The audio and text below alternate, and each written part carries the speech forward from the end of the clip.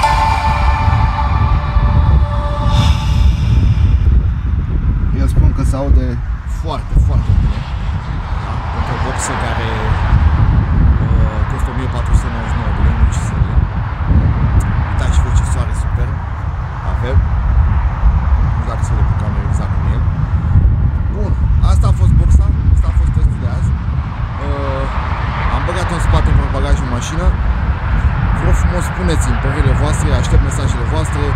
Dacă v-a plăcut, dacă nu v-a plăcut, sunt deschis la orice subiect, la orice discuție.